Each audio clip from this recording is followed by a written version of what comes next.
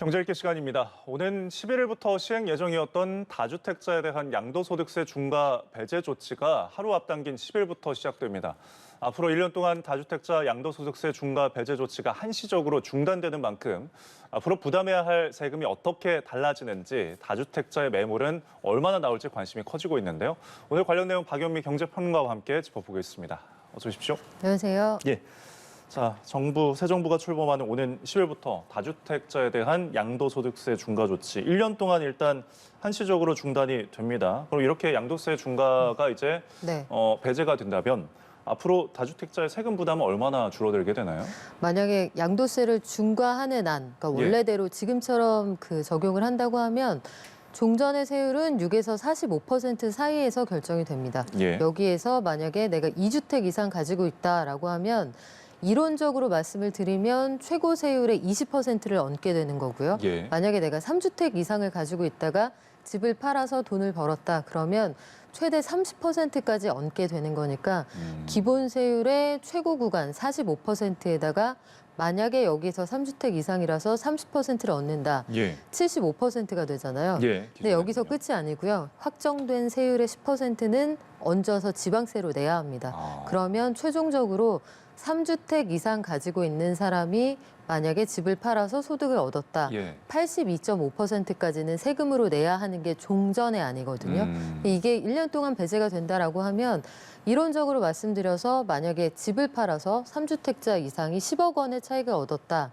그러면 기존대로라면 여기에서 8억 2,500만 원을 세금으로 내야 하는데 달라진 세제가 이제 적용이 된다라고 하면 아무리 많이 세금을 내도 4억 5천만 원까지만 내도 되는 거니까 앞자리가 굉장히 여러 번 바뀌게 되잖아요. 적어도 수억 원의 그 차익을 얻을 수가 있어서 정부가 이야기하는, 그러니까 새 정부가 이야기하는 기대 효과라는 건 이런 절세의 효과 때문에 기존의 다주택자들이 집을 좀 내놓지 않겠느냐 이런 효과를 기대하고 있습니다. 일단 새 정부는 다주택자도 어떤 부동산의 공급 주체로 보고 있잖아요. 그래서 이제 그 부담을 줄여서 매물 출회를 유도하는 것이고, 그러면 매물이 나오면은 부동산 시장이 좀 안정될 수 있다라는 이제 관측을 갖고 있는 건데, 그렇다면은 그럼 효과가 어떨지 궁금한데요. 일단 1년이라는 시간에 대한 그 기간을 보는 사람들의 눈이 좀 다르더라고요.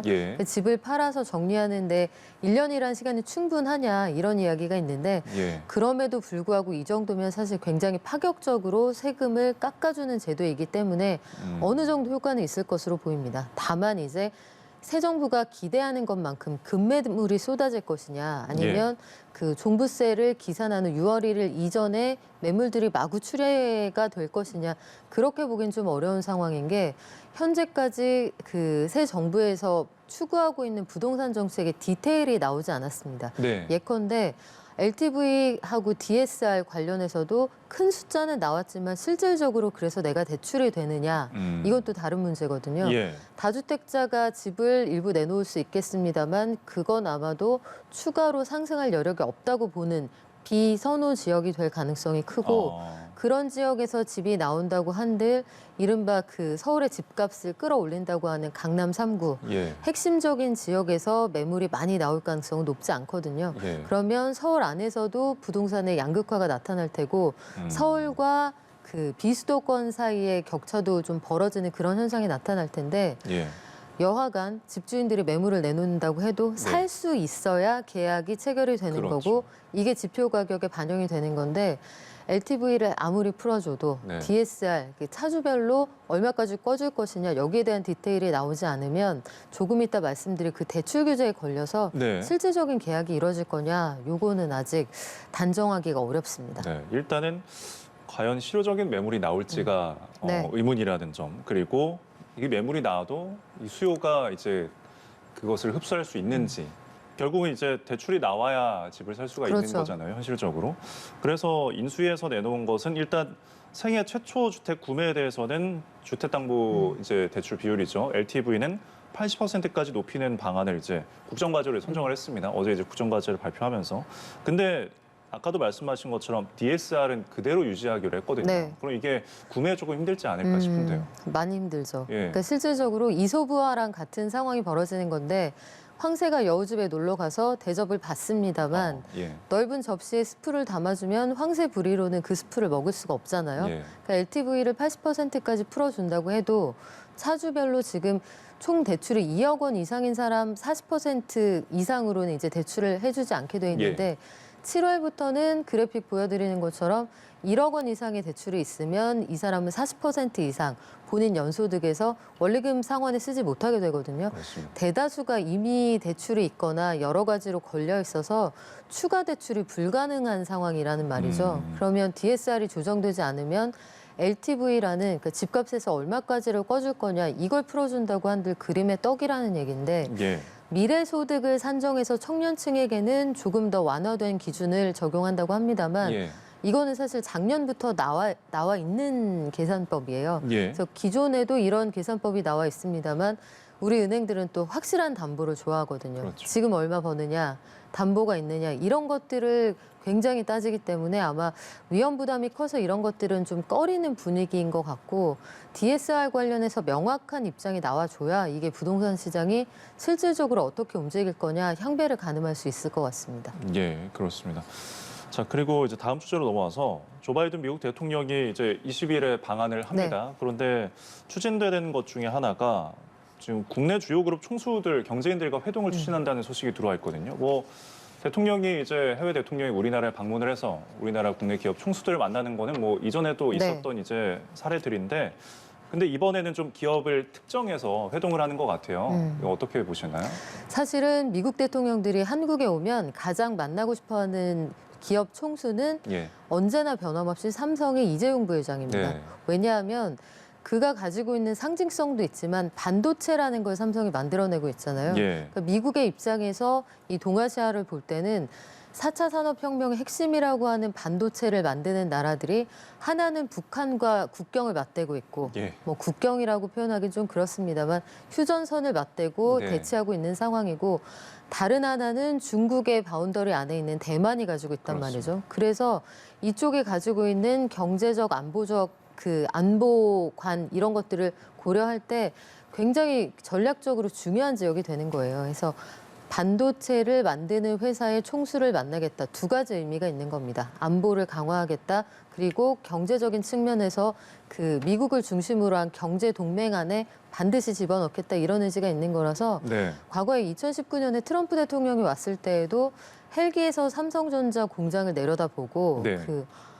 뭐 방송에서 흔히 쓰는 표현은 아닙니다만 대체 이게 뭐냐, what the hell is that 이런 예. 표현이 나왔거든요. 그러니까 있는 그대로 옮기자면 그런 예. 말씀인데 본인이 그만큼 놀랐다는 표현을 트위터에 다시 옮기기도 했어요. 네. 근데 이런 표현을 쓸 만큼 삼성이 가지고 있는 그 미국 기업들에게 존재감이 있다는 거고 조금 전에도 속보를 보니까 바이든 대통령이 우리 윤석열 당선인 취임식 이후에 한 열흘 이후에 오게 되지 않습니까? 예. 그래서 DMZ하고 넷플릭스 한국지사 그리고 삼성에 대한 그 방문 의사를 좀 타진하고 있다 이렇게 예. 이야기가 나와 있는데 아마도 평택 공장을 가게 될 가능성이 현재로서는 높아 보여요. 예. 평택 공장이 반도체 생산 기지 중에 제일 사이즈가 큰 곳인데 예. 이곳에 가서 한국과 미국이 가지고 있는 경제적 안보적 그 의미를 강화하면서 예. 반도체는 무조건 미국 기업에 먼저 달라 이런 입장을 밝힐 것으로 보입니다. 네.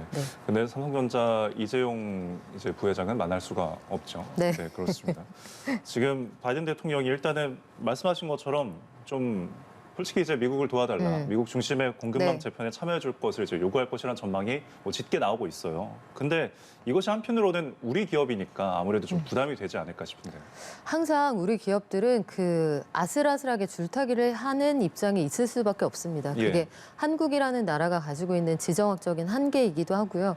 그래서 우리가 늘 강조하는 게 전략적인 모호성인데 이번에 러시아에 대한 제재에 동참할 때 보여주는 그런 모습을 우리가 그런 스탠스를 유지할 수밖에 없을 거예요. 예. 인도적으로는 러시아를 지원하면서 살상무기 지원은 거부한다. 그러니까 우크라이나에 대해서 네. 인도적으로는 우크라이나를 지원하되 살상무기 지원은 하지 않는다. 이게 항상 우리 일관된 입장이지 그렇습니다. 않습니까? 그래서 중국에 대한 의식을 어느 정도 하면서 경제 동맹 그 바운더리 안에서 안전하게 우리가 향후의 경로를 확보하는 이런 방식이 될 텐데 경제인들을 만나고 경제 안보 이 동맹을 강화하기 위한 그런 입장을 구체적으로 밝힐 거라는 전망이 현재로서 나와 있고요.